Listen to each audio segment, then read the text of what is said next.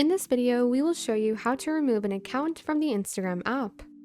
Keep in mind that removing an account is different from permanently deleting one. If you need help deleting your Instagram account, check out our video linked in the description below. Tap your profile picture here. Then tap the down arrow next to your Instagram username. Choose the account you want to remove from the drop-down menu. Tap the three lines icon in the top right corner. Then tap Settings.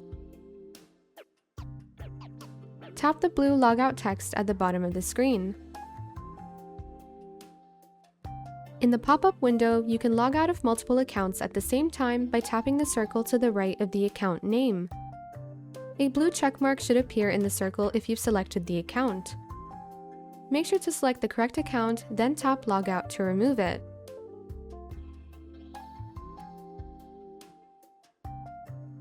Tap Logout again to confirm. Now the account will no longer show up along your other Instagram accounts.